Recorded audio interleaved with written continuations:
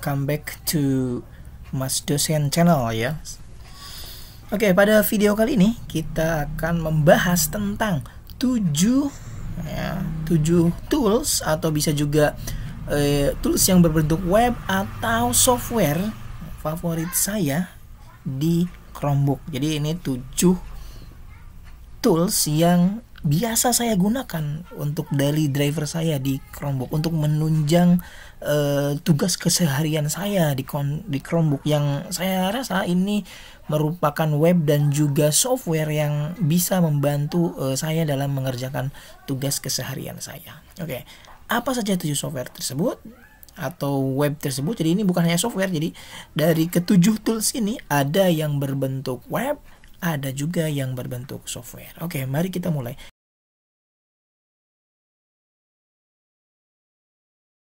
Yang pertama dan paling utama yang pasti adalah Office gitu ya.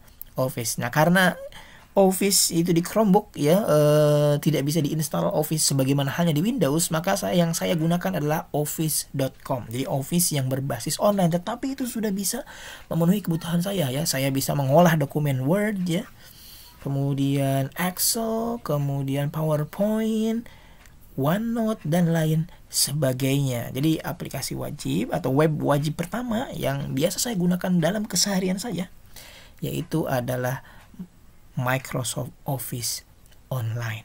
Ini sangat membantu ya, sangat membantu dalam mengerjakan draft ya, draft artikel, kemudian membuat file presentasi, membuat laporan data menggunakan Excel dan lain sebagainya, membuat catatan rapat gitu menggunakan OneNote ya, banyak sekali fiturnya ya. Saya kira teman-teman sudah sangat familiar ya. Ini adalah tools yang banyak digunakan oleh orang. Itu yang pertama. Oke, kemudian tools yang kedua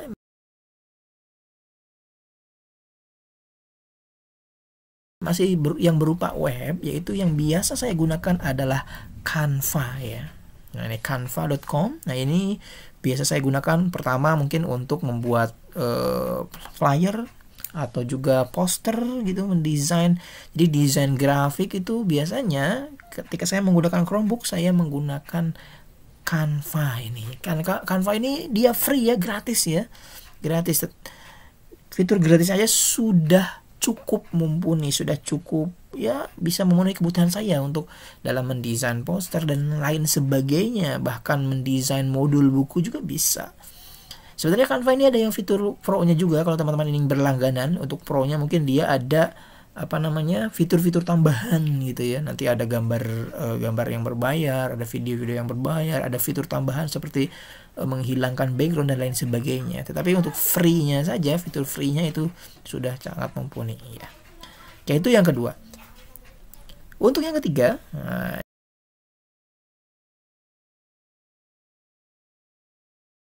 yaitu adalah Google Drive ya. Google Drive ini juga sangat penting dan biasa saya gunakan sehari-hari karena saya multi device ya kerjanya ya. Terkadang saya pakai Chromebook ini, kemudian pindah ke HP gitu ya. Kemudian terkadang saya juga pakai PC gitu. Saya ada home office gitu ya, ada kantor di rumah, itu dia pakai PC dan PC-nya dia berupa Windows. Nah, supaya bisa multi platform untuk pengakses file gitu, sharing filenya sangat mudah sekali, sangat membantu sekali dengan adanya Google Drive gitu ya. Nah, itu yang ketiga. Oke, selanjutnya yang keempat. Nah, ini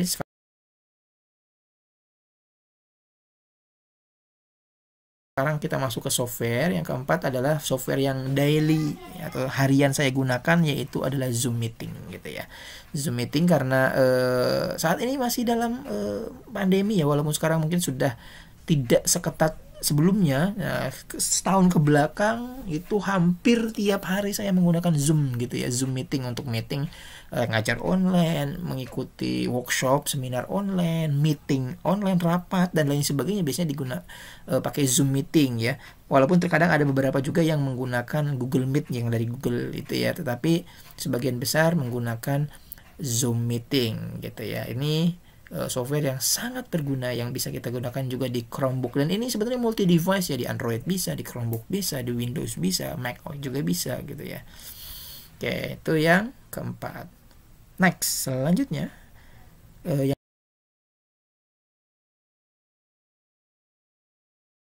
yang kelima. Nah, yang kelima yang saya gunakan software selanjutnya adalah Audacity. Ini ya. Ini Audacity.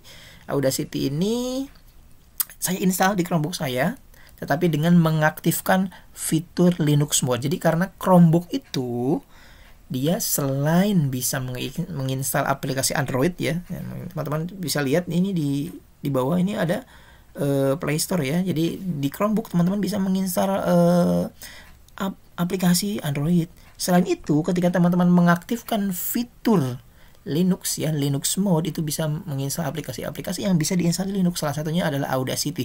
Nah, kalau Audacity biasanya saya gunakan untuk mengedit audio gitu ya, menggabungkan audio. Terkadang saya butuh audio gitu ya. Ada contoh listening, saya membuat soal listening, percakapan antara 2 orang atau 3 orang.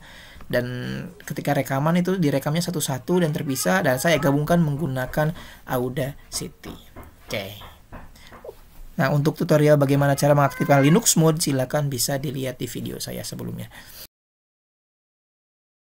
Yang pertama dan paling utama. Oke, tools yang keenam yang saya gunakan di Chromebook ini dalam keseharian saya adalah software yang berupa Microsoft Edge ya, browser ini ya, browser Microsoft Edge. Tetapi biasanya saya menggunakan Microsoft Edge ini bukan untuk berselancar. Kalau berselancar saya biasanya menggunakan Chrome ya, Google Chrome.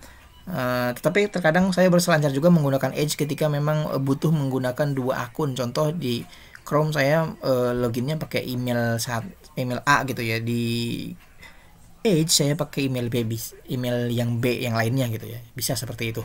Atau nah, yang paling sering yang daily saya gunakan biasanya Microsoft Edge itu adalah untuk ketika saya butuh untuk mengkoreksi sebuah dokumen dia yang berupa PDF gitu ya. Karena fitur Chrome teman-teman, kalau teman-teman mengikuti gitu ya, fitur Chrome fitur Microsoft Edge ya, Edge gitulah, kita panggil saja Edge gitu.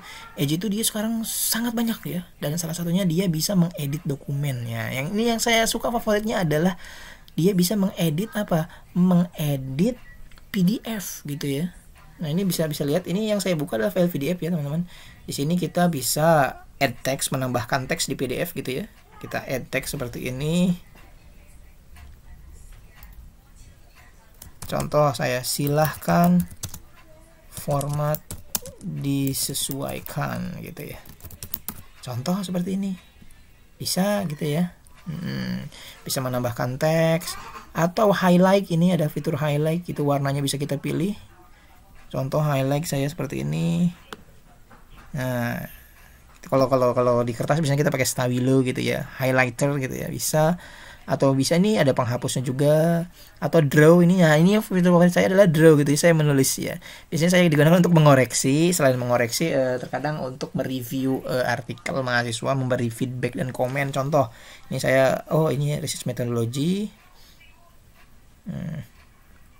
silahkan gitu. Contoh dimasukkan contoh di chapter baru. Contoh seperti ini. Nah, ini bisa sangat enak sekali gitu. Biasanya saya gunakan untuk ini gitu ya. Dan masih banyak sekali fitur lainnya gitu ya. Nah, seperti itu. Atau teman-teman ingin mengisi form gitu ya. Oh, ada form nih. Formnya dia berupa PDF gitu. Ada form nama, alamat lain sebagainya, dia berupa PDF. Kita mau tulis tangan pakai Chromebook bisa diisi di PDF-nya, atau pakai add text yang tadi gitu bisa gitu. Dan masih banyak lainnya, itu fitur dari Edge gitu ya. Itu sangat menarik sekali dan itu sangat bermanfaat, membantu kegiatan sehari-hari saya. Saya ketika mengoreksi tugas mahasiswa atau mereview draft skripsi mahasiswa, biasanya saya itu menggunakan Edge ini karena sangat mudah. Kita bisa menambahkan teks untuk komen, atau kita bisa coret-coret gitu ya. bisa tulis-tulis ini tadi, oh mau saya tambahin seperti ini bisa gitu ya, dan lain sebagainya. Itu sangat fleksibel dan sangat bermanfaat. Nah itu tools yang keenam. Dan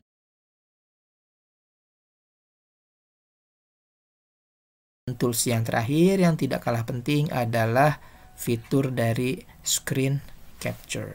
Nah ini screen capture ini fitur yang sangat berguna gitu ya, yang sering saya gunakan. Untuk apa? Pertama untuk screenshot, tentunya kita meng-screenshot layar gitu ya, berupa gambar. Oh ketika contoh kita sedang mengikuti pelatihan apa dan mendengarkan pemateri atau narasumber mempresentasikan sesuatu, dan ya ini ada slide yang menarik gitu ya. Nah kita bisa melakukan screenshot gitu ya, atau juga bisa melakukan rekam layar seperti yang saya sekarang lakukan ini. Saya sedang membuat video YouTube ini dengan merekam layar di Chromebook saya, itu dia menggunakan fitur di screen capture. Jadi itulah 7 gitu ya, 7 tools yang biasa saya gunakan dalam keseharian saya. Ini fitur screen capture ya, ada foto ini yang berupa video, dan nanti bisa di record mikrofonnya dan lain sebagainya gitu ya. Itulah 7 ya. Tadi pertama ada Office gitu ya, office.com, yang kedua Canva, yang ketiga adalah Google Drive, yang keempat adalah Zoom Meeting, yang kelima Audacity, yang keenam adalah Microsoft Edge, dan yang ketujuh adalah Screen Capture. Oke, itu video dari saya, semoga bermanfaat. Sampai berjumpa di video berikutnya.